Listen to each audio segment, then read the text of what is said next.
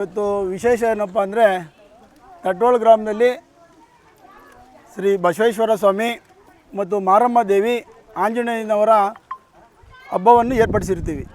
ಈ ಹಬ್ಬದ ವಿಶೇಷ ಏನಪ್ಪ ಅಂದರೆ ಹಿಂದೆ 30 ವರ್ಷ ಹಬ್ಬನೇ ನಿಂತೋಗಿತ್ತು. ನಿಂತೋದಂಥ ಸಂದರ್ಭದಲ್ಲಿ ನಮ್ಮ ತಟ್ಟೋಳಲ್ಲಿ ಮಂಜಣ್ಣವ್ರು ಗೆದ್ದಂಥ ಸಂದರ್ಭದಲ್ಲಿ ಈಗಾಗಲೇ ಒಂದು 25 ವರ್ಷದಿಂದ ಈ ಹಬ್ಬನ ತುಂಬ ಗ್ರ್ಯಾಂಡಾಗಿ ಮಾಡ್ಕೊಂಬರ್ತಾಯಿದ್ದೀವಿ. ನಾವು ಗ್ರ್ಯಾಂಡಾಗಿ ಮಾಡ್ಕೊಂಬರ್ತಾಯಿದ್ದೀವಿ. ಈ ಹಬ್ಬದ ವಿಶೇಷ ಏನಪ್ಪ ಅಂದರೆ ಸುಮಾರು ಮಾಗಡಿ, ತಟ್ಟೋಳು ಗೋದ್ರಟ್ಟಿ, ಜಮ್ಮಸಾವರಪಳ್ಳ, ಕರೇನಹಳ್ಳಿ ಸುತ್ತಮುತ್ತ ಜನಗಳೆಲ್ಲ ಇಲ್ಲಿ ಬಂದು ಹಬ್ಬ ನೋಡಬೇಕು ಅಂತ ನಾವು ಒಂದು ದಾಸೋಹನ ಸ್ಟಾರ್ಟ್ ಮಾಡಿದ್ದೀವಿ.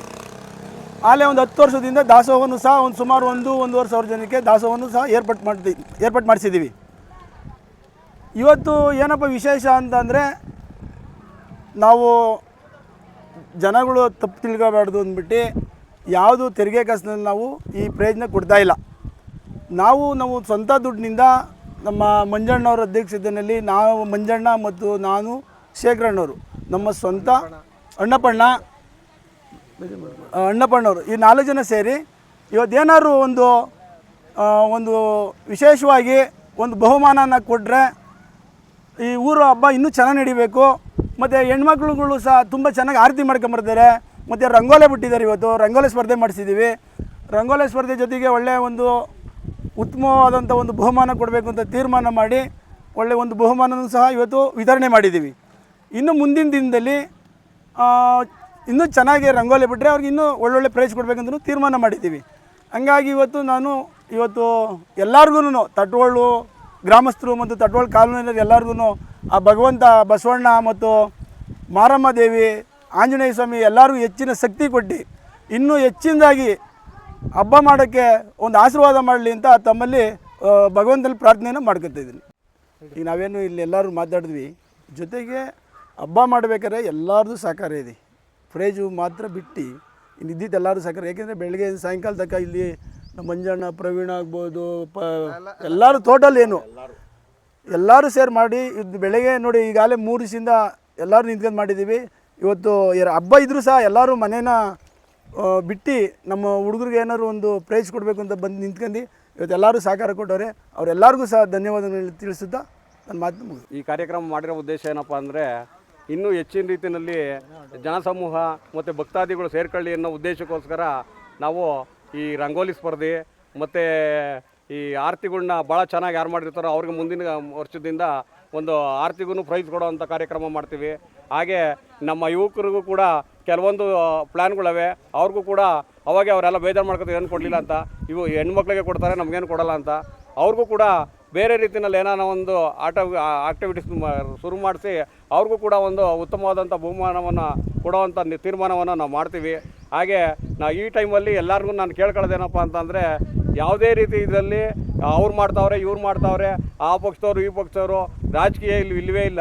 ನಾವೆಲ್ಲ ಒಗ್ಗಟ್ಟಿಂದ ಯಾವುದೇ ಪಕ್ಷ ಪ್ರಭೇದ ಯಾವುದೇ ಇದ್ರೂ ಒಗ್ಗಟ್ಟಿಂದ ಕಾರ್ಯಕ್ರಮವನ್ನು ಊರಿನ ಕಾರ್ಯಕ್ರಮವನ್ನು ಹಬ್ಬ ಹರಿದಿನಗಳನ್ನು ಸಂತೋಷವಾಗಿ ಮಾಡ್ಕೊಂಡು ಹೋಗೋಣ ಅಂತ ನಾನು ಎಲ್ಲರಿಗೂ ಮನವಿ ಮಾಡ್ಕೊತೀನಿ ಈ ಟೈಮಲ್ಲಿ.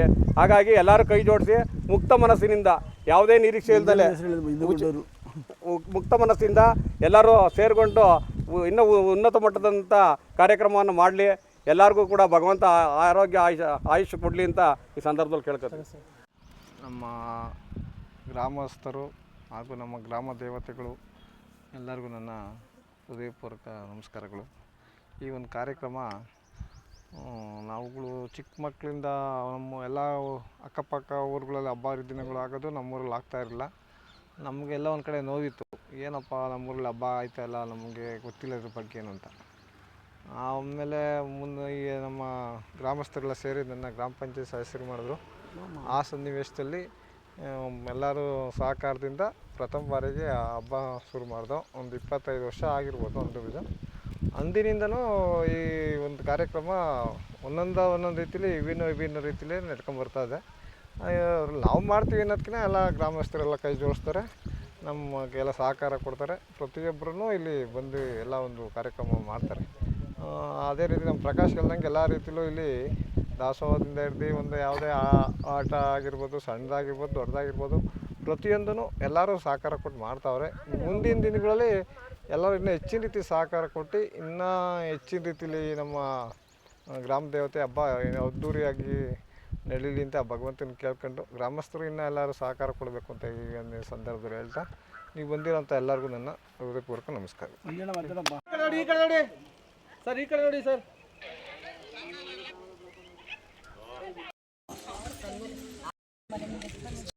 ನಾವೆಲ್ಲ ಮಾಡಿರೋದು ತಮಾಷೆಗಾಗಿ ವಿಡಿಯೋ ಮಾಡಿ